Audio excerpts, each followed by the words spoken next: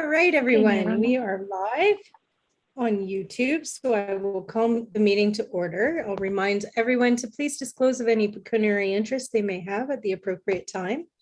And we will go to the minutes of the previous council meeting from November 15th, 2021. We need a mover and a seconder to receive and file those. Councillor Westgate and seconded by Councillor Morris. Thank you. All in favor? That is quite carried.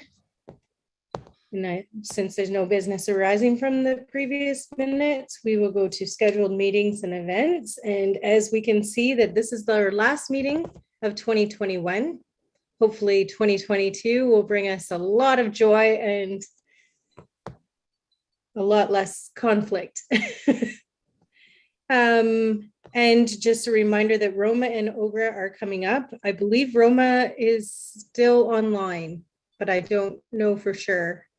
Yes, and Ogra is going to be the first in-person conference. So if council wants to let staff know their interest in those, that would be great. And we will go to number 7, councillors' commitments. Does anyone have anything to add to the calendar tonight? All right, we will go to councillors' verbal reports. Councillor Westgate, do you have anything for council tonight? I just had an inquiry about our digital sign that was up in the Blue Park. What's happening with it, or are we going to use it again? Or that is a good question that I'm sure Amanda will be able to answer. I can try, Mayor Rumbed. So that's a great question, Councillor Westgate. As you know, the sign has not been functioning for some time. There was some recent investigation that determined it could perhaps be repaired in its existing location. I am planning to meet with the Watford Warwick Horticultural Society before the end of the year to go over their plans for the Bluebird Parkette and the refresh that they're planning for next year. I understand that they have met with the previous Parks and Rec manager regarding that project. So I'm unsure what conversations have happened there regarding the sign and potential removal or relocation, but I'm happy to report back to council following that meeting to provide an update. One of the challenges with the sign, if you're getting out a plan there, which you might be, is that well, it hasn't been in that location that long. I think we can all remember when it was installed. The technology involved in updating the signage is quite out of date and onerous. So we're looking at options also operationally about how we would manage that sign if we relocated it or if it stayed in the existing location. So I can take it as an action, council, to report back on if you wish. it was the Horticultural Society that mentioned it to me, or a person from. So certainly we will be working with them because I know I've had conversations with them as well about that sign and possibly relocating it. So we will look at that. Anything else for council tonight? Councillor Westgate, you're good? No, yes, I'm good. Okay. We'll go to Councillor White. Do you have anything for council tonight? I believe you muted yourself to speak. I'm thinking you have nothing for council.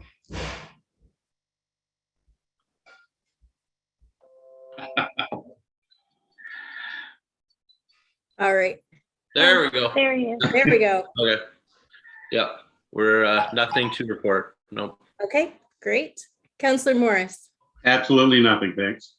All right, and Councillor Mitchell, I saw you earlier.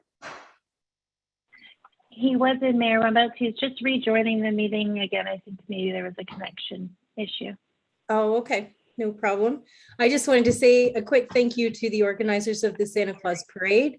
It went off without a hitch on Saturday, and it was great to see so many people out and cheering and just being happy to be outside and out as a community again. So that was great.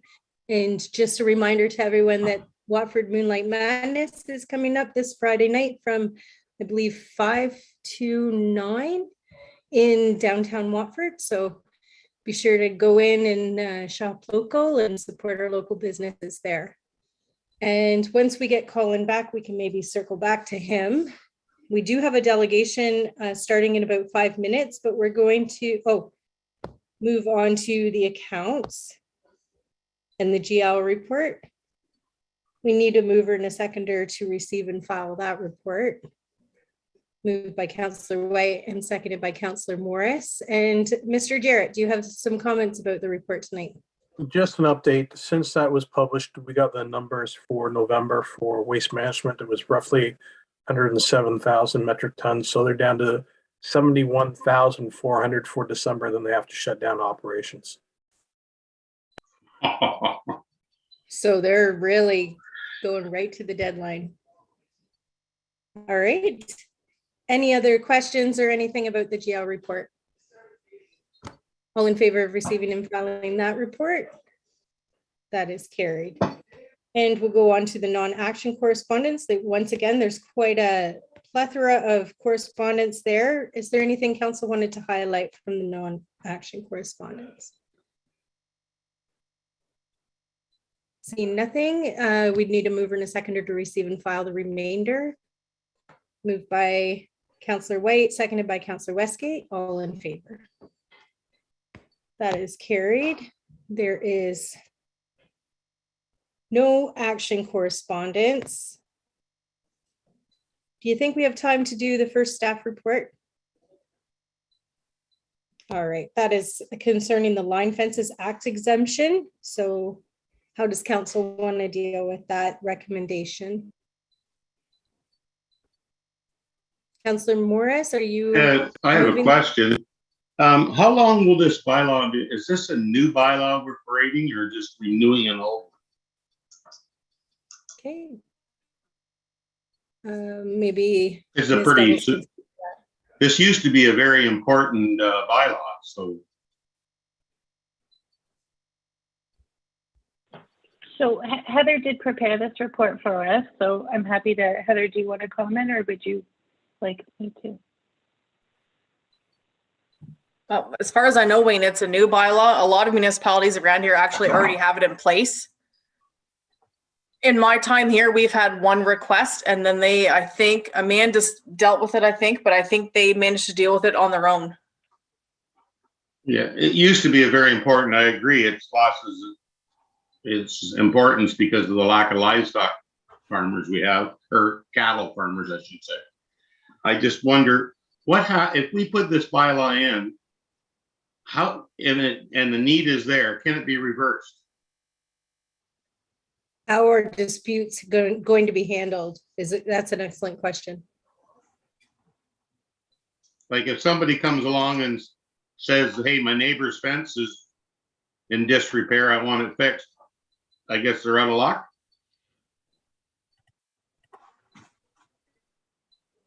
That I'm not sure, Wayne. Well, I guess Yep. It would be a civil matter then. Okay. All right. Ms. Goebbels, did you want to add to that? Yes, thank you. So I would add that, so council always sets our service levels on services that we offer. So if this bylaw is approved, it would mean that for the time being, we would not have line fence viewers to provide this service. And as Heather said, we've had very limited requests over my time here. That one she's referred to is the only one in the last 10 years that we've had. Furthermore, we're having challenges recruiting and training, which is why I think we did some research around this, but Heather did the research around this bylaw and prepared this for council's consideration. The idea is just that without the demand for the service, trying to recruit and train and then maintain that training without the demand doesn't seem beneficial. But if council wanted to ever reenact the service level, they certainly could do so by repealing this bylaw or giving staff direction to do that. And in terms of the fence state of repair, Councillor Morris, you asked that question. So we do deal with state of repair questions through our property standards bylaw, even now on fencing. So even property line fences, typically we wouldn't do that through the Line Fences Act. So if there was a complaint, our property standards officer would attend the site. They would look at the repair of the fence, and they would make an order for repair and replacement. And if it was a line fence, I understand that could be a little challenging, and they would try to work it out amongst neighbors with the property standards officer. And if that wasn't feasible for whatever reason, perhaps a neighborly conflict, it would, as Heather said, become a civil matter. Okay, I'm satisfied. Thank you. Okay, so we do need a mover and a seconder for that recommendation if we're going to go forward with that. Thanks, Councillor White, and seconded by Councillor Westgate. Any other discussion on that? All in favor? That is carried. Okay, Council, it is 10 or 11 minutes after 6, so we're going to invite our delegation in to speak with us. Joining us tonight is Mr. Frank Calipari on his proposed phase out with the park. So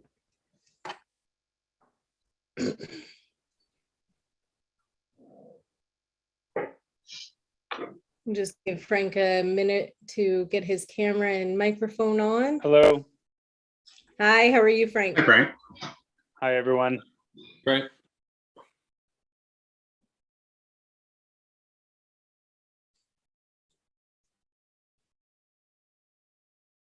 There he is. Working? We can see you. I see Kyle McIntosh is joining us as well. I believe he's your engineer, is he? Yes. I can see his, there he is. Hi, Kyle. All right, I'm going to turn the meeting over to you, Frank. Okay. So just wanted to talk about the park dedication for phase 1 and kind of our concerns with the placement of the park in phase 1 and why we want to do parkland dedication cash in lieu as an option. I did provide, I'm not sure what attachment this is, a phase out of our subdivision, shows up to phase 4, I guess, you know, and I show a community park or a neighborhood park abutting the larger pond that would be built to take all 3 phases of stormwater. So this is what we kind of propose in our master plan for the 3 phases.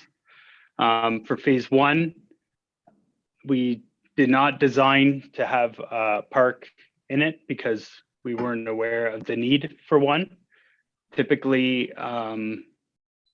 this is talked about very early on. So we understand that parkland dedication is part of the process, but typically, if it's not talked about, we just consider it being cash in lieu, which happens most of the time because they don't just put a park in every subdivision in every city, right? So that's kind of what our thoughts are, is to propose to, instead of giving up land, we propose that we do cash in lieu and design the entire subdivision to include a larger neighborhood park.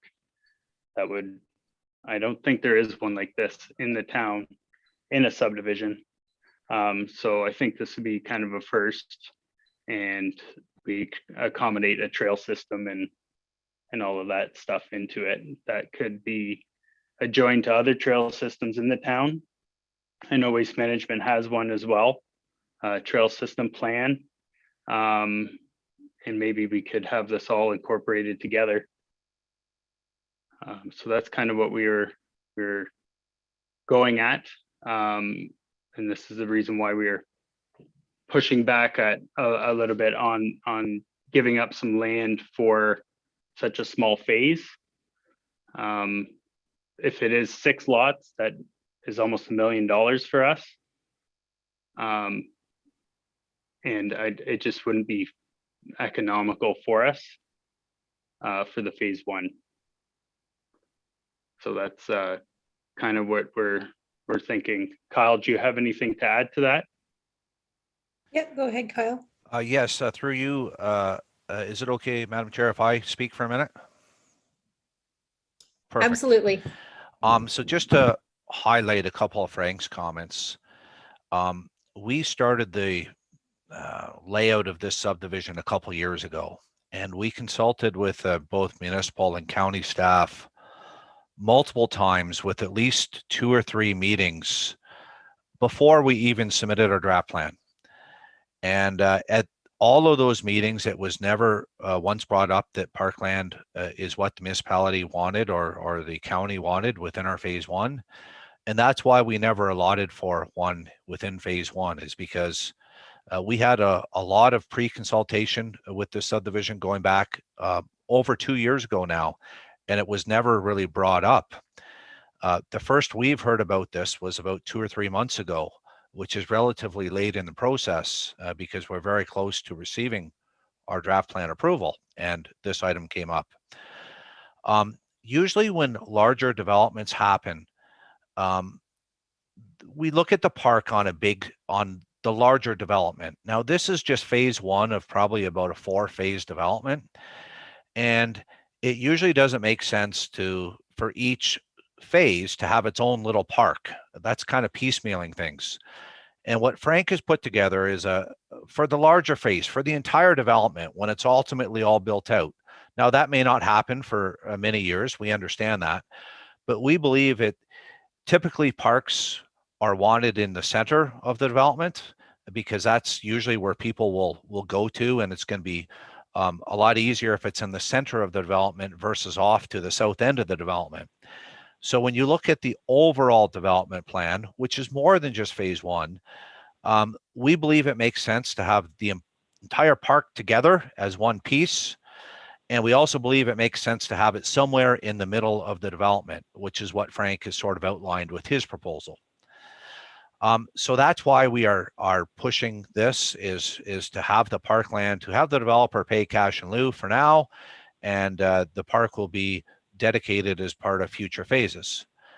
And that is typically what happens when bigger developments proceed. Rather than take a little park out of each phase, usually there's an overall approach where it's looked at ultimately when this is all developed, where is the best place to have the park? And sort of that is what Frank puts ahead with his plan. And we think with that, it does make a lot of sense with what Frank has put forward. Thank you. Okay, thank you very much. Council, do you have any questions for either Kyle or Frank on this?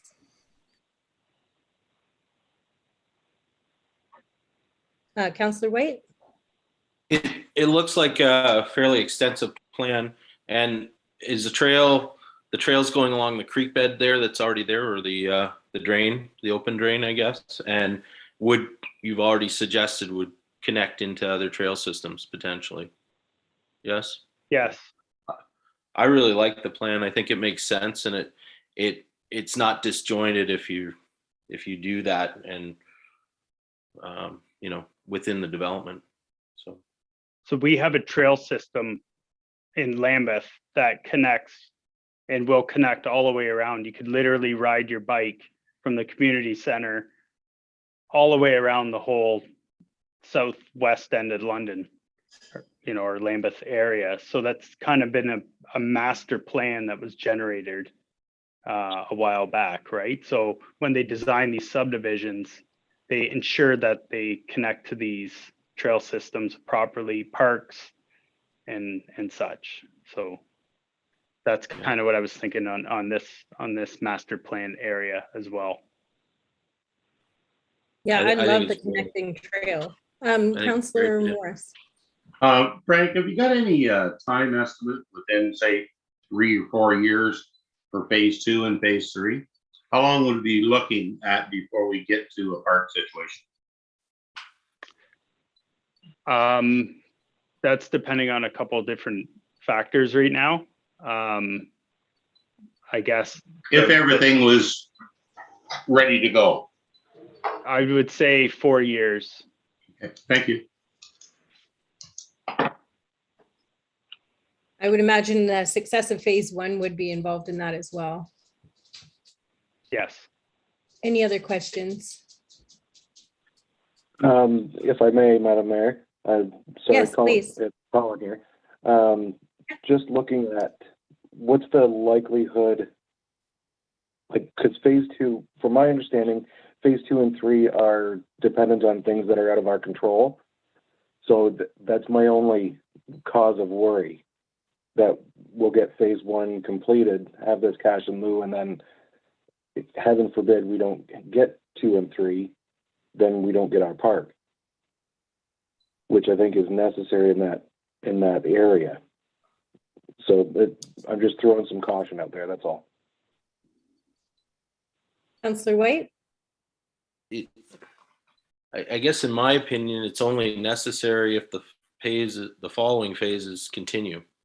We have lots of parks. It's something that we have to maintain too. And I really question, my memory's a bit foggy on ever talking in the past about parkland in phase 1. And I'm kind of concerned that we're throwing it in right now. You know, I believe that was not part of the discussion in the past, from my recollection. So. Councillor Morris, did you have I your hand agree up? with Councillor White. I never really heard this brought up before. And I think it's an excellent setup he's got right here, like for phase 2 and 3 when it comes. And I'd also like to bring out, like, the little park on Sunset. Most people didn't even know it was there. So, like, to have that instead of a cash of lieu of have a half a lot or something, I think is a waste. I agree with Frank. I'm thinking also if phase 2, 3, and 4 don't go forward, the option to purchase that land and turn it into a park would be open and available. I would think, if the township thought that they needed a park there in the future. And then you have the cash in lieu to help facilitate that at that time, right? It just depends on what happens going forward.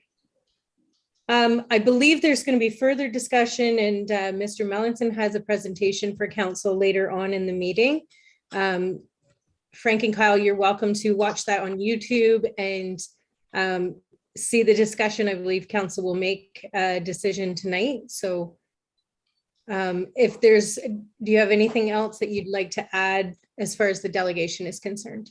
Well, I will tell you that, you know, my purchase into this property wasn't to do phase 1. It was to do as much housing as possible.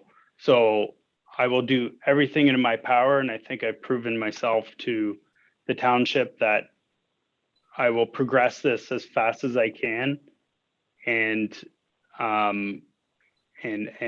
build this out, or 160, 170 lots or whatever it's going to be, over X amount of years. If it takes 10 years, it takes 10 years, but I have to do it or else this whole project is not feasible for us, right? So. Okay, that's great. Kyle, you wanted to add something? Well, I just wanted to note something that you mentioned, is that if for whatever reason the future phases can never go forward, we don't think that's going to happen. But under the worst case scenario, where for whatever reason those future phases cannot move forward, even though that sounds very improbable, then I think the developer would be open, if he can't develop that land, I think he would be open to selling a piece of that land for a park under the worst case scenario. Again, we don't see that happening, but just in case it does happen, I think there could be a backup plan to that. Frank, you may want to comment. Definitely. I mean, if my future isn't there, then, you know, the lands wouldn't be needed for housing, and we would talk about some sort of land area severed off for parks or whatever it needs.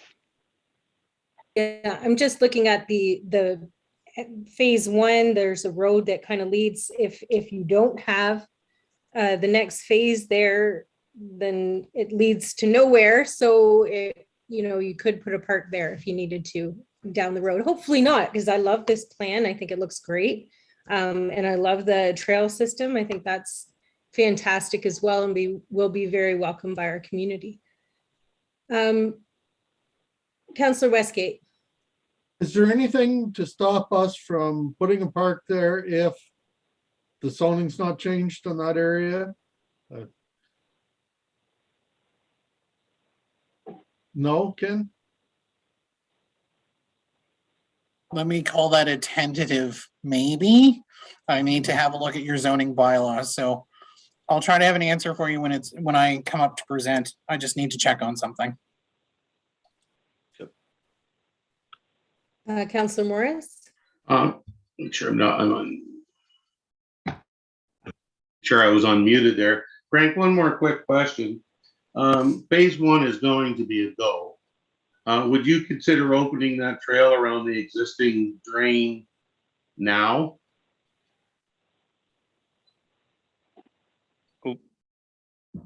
So all the way around the open just drain? From the west side of Chuck and Marion's house back to the drain and across, we could always maybe tie that into a trail system before 2 and 3 get rolling too much. Well, the second phase pretty much determines how the trail system would flow in and out of the park as well as the pond. Okay. So I would say it may be a little premature in phase 1 to design that until we actually know what phase 2 would look like.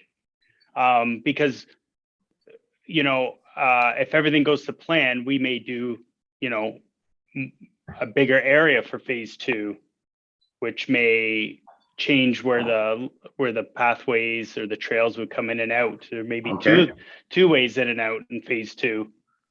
On the drain side, right? So I mean, that again has to get master planned into the remaining phases of this land, and I guess we would do that once phase 1 is kind of out of the way, and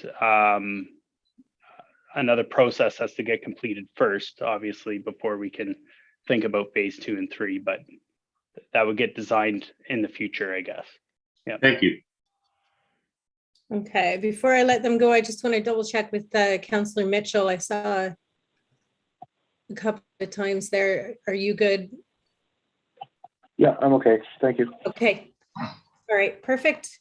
If there's no other questions for our delegation, then we will let you go. And like I said, you're welcome to watch the remainder of the meeting on YouTube. Thanks so much for your input and for coming and joining us tonight. Thank you. All right, Council, we're going to go back down to staff reports, and we're going to go to B, which is the Internet Voting Services Provider for the 2022 municipal election. Need a mover and a seconder for that recommendation. Councillor White and Councillor Westgate. Any questions or comments on that report? Councillor Morris? Amanda, is that the same company and method we used in the last election? No, it isn't. So it's not the same company. The 2018 election was hosted by a vendor called IntelliVote. So Untitled is a different vendor. And the method is similar but different. So in 2018, we used telephone and internet voting.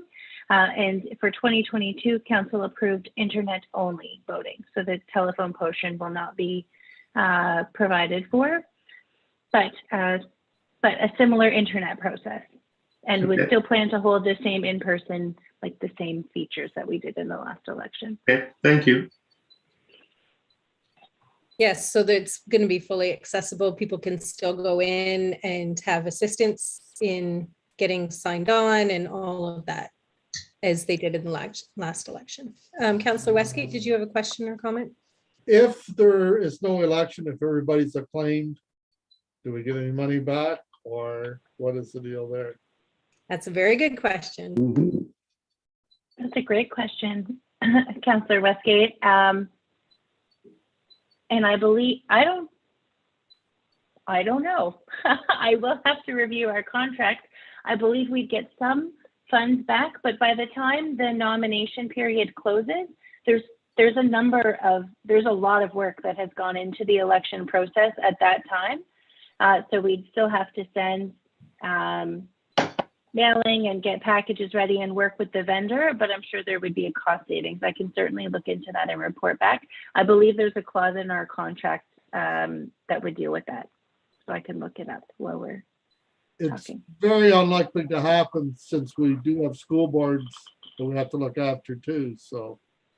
I know it was only one time we only had one for the one school board. Yeah.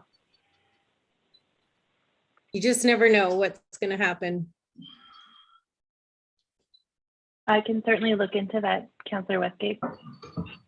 I think regardless of what provider we go with, it would be very similar, would it not?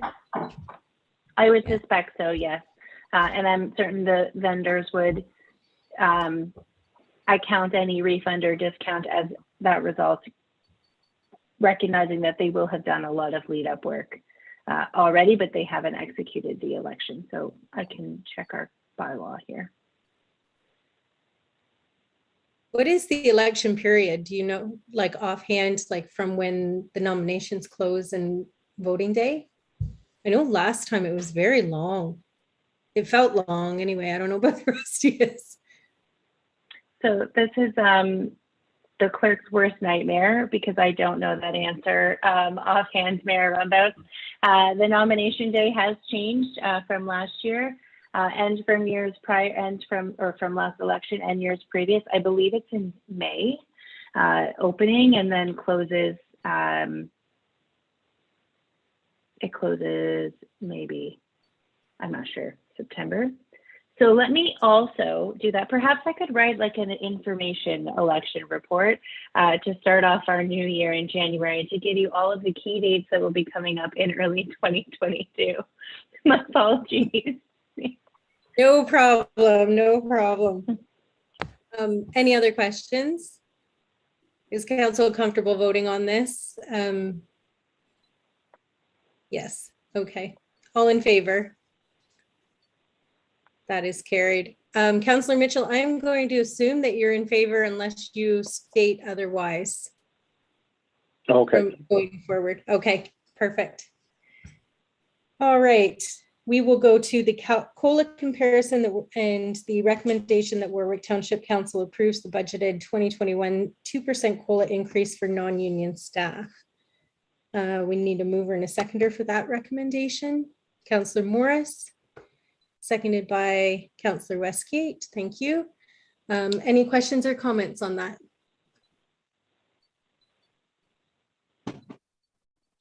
Seeing none, all in favor? That is carried. And we'll go on to the Heritage Creek Subdivision Parkland dedication final. And we have Ken Mallinson here to do a presentation. So Ken, I'm going to turn the meeting over to you. Good evening, Your Worship and members of council. Just before I start, to answer your question, Councillor Westgate, what I was looking for in the zoning bylaw was a provision of whether parks were allowed throughout all zones, and they are under section 3.1.3. So the zoning is immaterial. So you could put a park in an agricultural zone technically. So just to answer your question, and I will advise council that you are being observed by a couple of student planner mentors of mine out in Alberta. So they are watching a council meeting to get a sense of how we do things a little differently in Ontario, but they're very interested to become planners. So hopefully this goes according to plan. Well, we welcome them and we definitely need more city planners, I think. Yes, Everybody very can much agree so. to that. So if I could get Amanda to allow me to share my screen, I'm going to really just power through the PowerPoint presentation that I provided, basically because I don't want to take too much time on this. So a couple of key things to so council, you have in your package this presentation, our report, and a couple of the issues that you're going to hear have come up already, but I'm going to try to get through this. So as Mr. Calipari and has pointed out, we are basically at the 1 yard line. We're ready to make a decision. What we have some difficulty with is this issue of parkland dedication. And just going back to a comment that I think it was Councillor Morris made, Council would not have been talking about the issue of parkland. That would have come up during the pre-consultation discussions. And it's my understanding that it came up at a very high level. There was no discussion of any specifics. It was just noted that there would be a requirement, and it was kind of left there. What has changed, though, is Council has adopted a Parks and Recreation Master Plan that has some desired outcomes that now changes where we are in terms of that question. And so what's before you tonight is an option to look at 3 different ways to go forward. You can take a land dedication, a cash in lieu, or a combination of both. And it's really the Parks and Recreation Master Plan that you've adopted that's kind of changed the equation to this, because we haven't rendered a decision on the plan yet. And the Parks and Recreation Master Plan does seek to have parkland in this area. And I've noted the citations in the plan as well. The one thing I want to point out, though, and I think it might be missed, is that the applicant and the planning team, and when I say the planning team here, I mean staff from both the county and from the township, we're actually not that far apart. A lot of the things that Frank has mentioned earlier are very much the ideals that we have. It's just we're down to sort of a, lack of a better term, a difference of where and how the land masses should be moved around on the site. And, you know, there's a few risks with each option that you have. So we're asking you to sort of make a decision. We're quite comfortable to implement whatever choice it is that you make, and that will help us get to the goal line. So as I mentioned earlier, there is a land dedication, which is based on the Act's requirement of 5% of the total area. So in this case, because there is the whole settlement boundary issue, they can only apply for 1 phase at a time until that issue is resolved. In an ideal world, it would have been all in the settlement boundary. We could have done this all in one go, but that isn't an option here. So before you, you have 3 options. I like to think of it very much like The Price is Right, or Let's Make a Deal. You've got door number 1, 2, and 3. So land dedication, as you've heard, a cash in lieu dedication, as you've heard, but then there is this door number 3, which is a combination of cash in lieu and land. So we'll walk through all 3 options and the risks, and then I'll be happy to answer some questions. So obviously door number 1 is the land dedication, which is the 5% of the total area of the subdivision. Where that would end up would be negotiated through the subdivision agreement, form part of the schedules. One of the concerns that has been brought up by the applicant, as he mentioned earlier, was the loss of sellable lots. As council is aware, we've advertised this subdivision for 40 lots. So we're capped at approving 40 lots for this phase because of the Act's provisions that once you advertise, if you change that number, you have to start again. So our goal in having this conversation about land was to recognize we were going to be losing sellable lots, and how do we compensate for that? So this looks very much like a coloring exercise we would have in a public meeting where we get out the markers and start problem solving, and that is literally what this was. This was a Zoom meeting with the planning team, and I'll give Mr. Estevez total credit for being able to draw on this. I haven't the faintest clue how you draw through Zoom, but that is basically what this is. None of this is to scale, council, so don't take the size of things to be what is represented. But just to give you a history, what started out, the dedication that was discussed initially was to take from this location. And our biggest concern was that this area was the smaller lots for the different product other than a single detached. And considering that affordability was one of the key reasons for the rezoning, and these lots in particular have come up as a positive thing and positive contribution through some of council's previous conversations, we very much did not support the idea of losing those. So that was off the table. What we wanted to look at was a very similar option to what Mr. Calipari and his group spoke about, which is creating one contiguous parcel. We didn't want to have, you know, a park down in this corner and then another park over here, because that creates a whole bunch of maintenance costs. And the county official plan doesn't like that idea. We want to be very efficient with how we use land and how we budget for your future costs for maintenance. So the green here on the very top, and I'm not sure if you can see my mouse moving around, but the green is the future stormwater management pond. So what we had suggested was bookending the pond on either side, either in this location in the yellow or this location in orange. And then if the future phases were to occur, then we would look at putting parkland in those phases here so that you would create that one contiguous piece of property that would be one maintenance site for your staff to deal with, rather than different pieces here and there.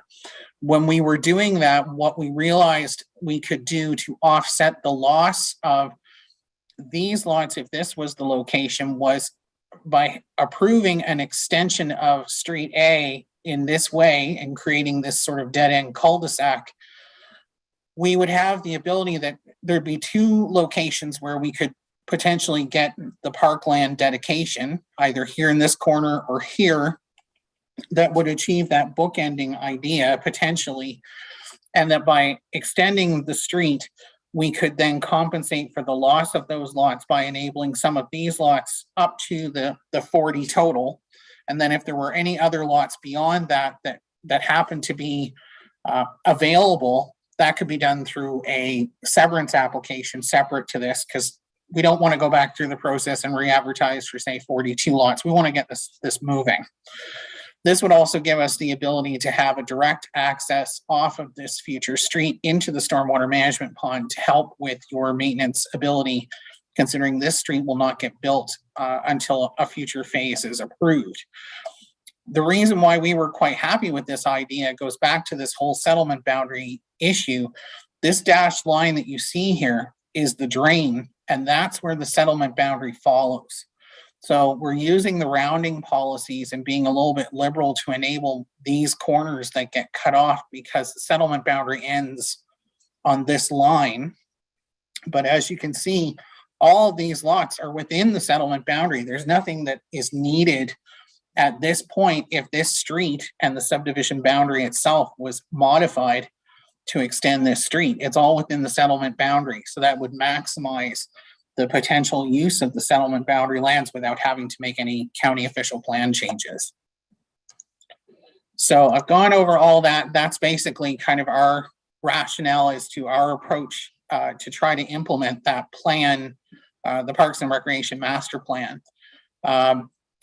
So we've solved that issue of the loss of potential sellable lots through that idea, and that we would be satisfied to condition the approval to enable that to happen.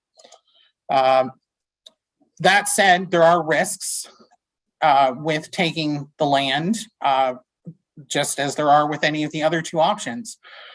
The future phases are far from certain, and that's not to say that the township or the county is going to necessarily not support the boundary adjustment. It's just there's a lot of unknowns. Now, I don't know what county council is going to do. There's a lot of time between now and when that application would happen. This council needs to make a decision on what it wants to do with its land as well. So there's a lot of unknowns, and that has to be identified. And that's part of the reason why we evaluated this application, both as standalone, but also as a future phase, because this is very much an unknown. So option 2 is what Mr. Calipari has been talking about, which is the cash dedication. Yet again, value of the land times 5%, that's your parkland fund. And it's, my understanding is it cannot go into general revenue. It does need to go into a fund specific for parkland. And that's specified in the Planning Act. This is Mr. Calipari's preferred option. This defers land dedication to the next phases should they occur, because they will come in as their own separate application. They will be subject to a dedication as well. Yet again, the risks are very much the same. We don't know if the settlement boundary will be moved or adjusted. That's a big unknown. I think I can't see every counselor on the screen, but I know one of the members of council mentioned there is a risk that by taking the cash in lieu, you end up with no park. That is very much a risk, but that's a decision I think council will need to make. Door number 3 is the combination approach. So what happens is the land dedication gets adjusted based upon the amount of cash dedication that comes in. So if you take a larger cash dedication, then your land dedication reduces proportionately. So it gives you an option to get some land and some money. I don't think that we would recommend this approach because I don't think you're going to get a big enough size of park, to be quite frank. So I think your more viable options are door number 1 and door number 2. But the risks very much for this are very much the same. We just don't know what's going to happen. I would say that our approach has been to try to bookend the pond very much in the similar way that Mr. Calipari is trying to design a comprehensive park. We want one site. And that's very much in line with the PPS and the county official plan policy to use land efficiently. I think we're just down to a disagreement of how that would look. We've identified the risks. I won't go through this. This is a slide that basically says the county's not taking a position on the land swap at this point because it's a separate matter. And we don't know how all of that's going to shake out until an application is made. So submit it and we'll evaluate it and we'll see where it goes. So at this point, I will end the presentation and simply say our recommendation is for council to receive the report and presentation and to give us direction on how you wish to proceed. The final things I will say, council, is we will implement whatever it is you choose. I don't like to consider things a right and wrong answer. There are simply choices, and you've got 3 choices to make.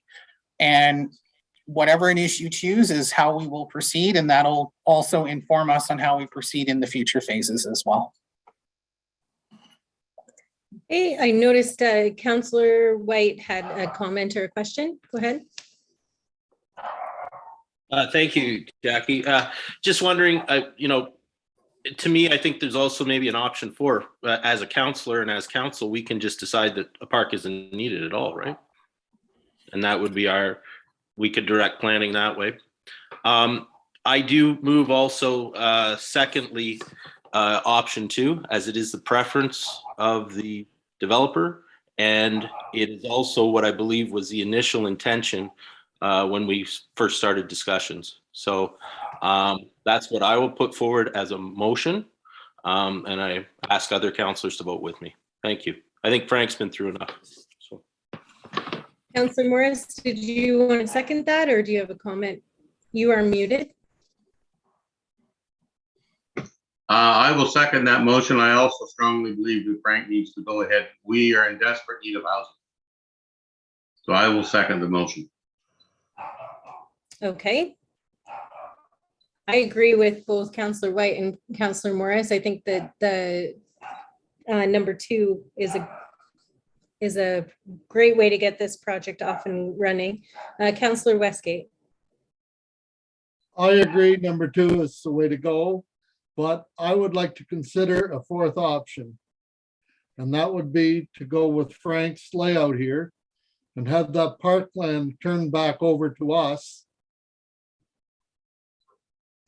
now in lieu of any cash.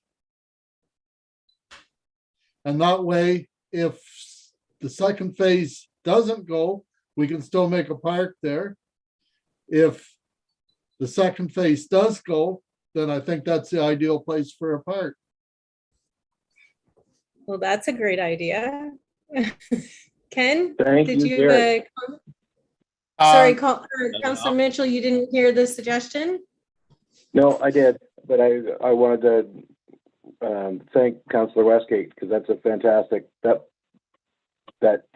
lays all the caution that I had and my apprehension in going forward, and yeah, that makes perfect sense and keeps everybody happy. And did you have a comment about that? Yes, so unfortunately through the act and in preparation for this potential outcome, I did have a conversation with the province. Until the second and third phases of the subdivision plan are submitted, that's actually not an option that's available through this application, because the boundary of this application is what you are contemplating. So there's no mechanism that the county or the town can use through the conditions to well, it's akin to the idea that if I'm developing my property and Ms. Gubbles is my neighbor, the planning authority can't apply conditions to my development that impact her property. So it's along the same lines. We have to apply conditions that will only be applicable to the application that's before us. Now, that does not prevent you from, if you choose option 2, simply putting that money aside as a stopgap and not utilizing it, so that if phases 2 and 3 don't end up happening. And as I've said numerous times, I can't think of anything that would stand in the way, but yet again, there's no application for me to process, so I can't say what's going to happen. But if you put it aside, then should the worst case scenario happen, then you have that money to then initiate a process to seek that land through a private sale. But there isn't a condition that we can apply at this point to do that. I do appreciate the idea, and which is why I researched it before I came. But unfortunately, there isn't a condition that I can use. But I think if you take that approach, it achieves the same outcome. Okay. Councillor White. You think we could ask Frank for a letter of intent or anything like that? Would that be reasonable? I personally am comfortable with his word, like he was on tonight, said that he would be more than willing to sell a portion of the property if it wasn't going to go forward. But I mean, I don't know, there could be legal ramifications there, but I can't see why he wouldn't if it didn't go forward, because it only helps his development to have a park there. Yeah. So we do have a motion on the floor with a seconder. Is there any other questions or comments before I call the vote to that? Thank you so much, Ken, for your, I'm impressed that you were ready for Councillor Westgate's suggestion there. I appreciate you being ready for that. Not a problem. And I will just advise council, since the question hasn't been asked, no, the application doesn't wait to come back to Warwick Council for approval. So when you make your motion, we can, since the county is the approval authority, as we've said to Mr. Calipari, we can move quite quickly to forgive the Christmas pun, wrap this up. Yes, that is great. I think the entire community is excited to see that happen. So if there's no other questions or comments, then I will call the vote. All in favor? That is carried. Congratulations, Mr. Mellenton. That was a great presentation, and I'm glad that we're going to be able to wrap this up in time for Christmas. And I'm sure Frank will be happy to be able to do that as well. Thank you very much, council. This is exactly how I want to see these sort of things come up. We'll bring them back to you and seek assistance. So this is the outcome of process I wanted to see. So if I don't see you before then, happy holidays to all of you. Yes, to you as well and your staff. Thank you for your presentation. All right, council, we are going to move on to the East Lambton Community Complex Capital Fundraising Campaign report. We do have a recommendation that council receive that report as presented. You need a mover and a seconder for that. Moved by Councillor Morris, seconded by Councillor White. Thank you. Any questions or comments on that report? I know we're all looking forward to that campaign beginning. And I will note that we very much appreciate the Rotary Club's donation that was mentioned in that report as well. All right, all in favor of that, receiving that report as presented? That is carried, and we'll go on to the East Lambton Community Complex Construction Progress Report from December 6th.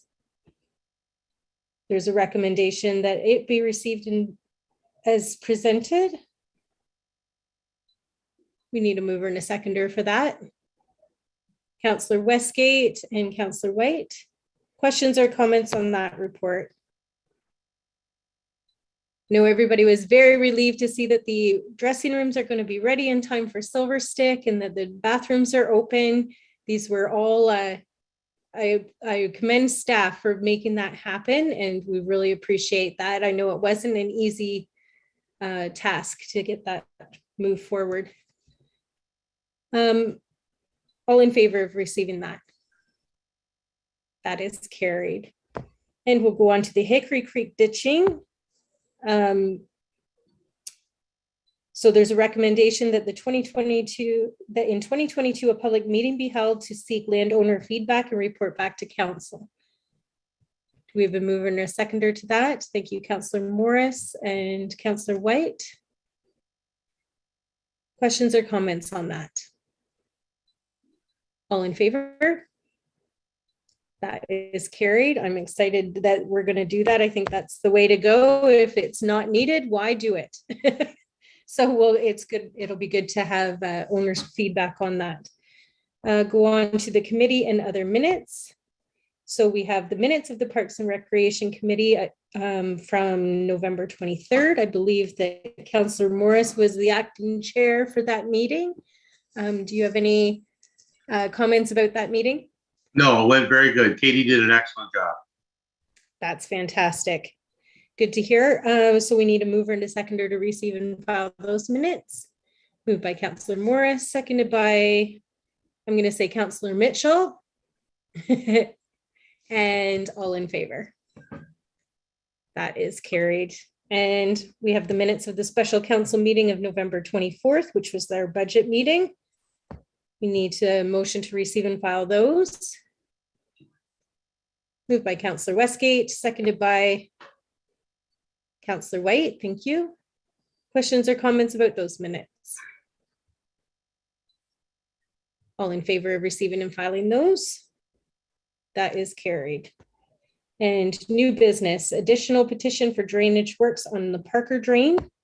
There's a recommendation that Warwick Township Council approves the addition of this petition to be included as part of the Parker Drain petition that was presented to council on April 12th. Need a mover and a seconder for that. Thank you, Councillor White. Councillor Westgate. Councillor White, did you have a question or comment? Yeah, just for Andrew, like, was this already planned, that twinning of that main drain, or was this? So the initial petition was to look at improving the main drain, and then during the information process, where during the on-site meeting, the owners determined that they think they wanted a separate branch. So rather than go through an entire separate report, this will just be done in conjunction with that report. So, but a petition still required. So more of a formality to have it included as part of that initial report. Great. Thank you. Great. All in favor of that? That is carried. All right, we have come to the close of our open session. So I appreciate everyone who's watching online. We will be returning into open session after our closed meeting, but only to close out the meeting and do bylaws. So we won't be returning on YouTube. And we do need a motion to go in camera for the reasons listed on our agenda. Moved by Councillor Morris, seconded by Councillor Westgate. Thank you. All in favor? That is carried. Thank you all. And as I said earlier in the meeting, this is our last meeting of 2021. So we wish everyone a wonderful holiday season and an even better new year.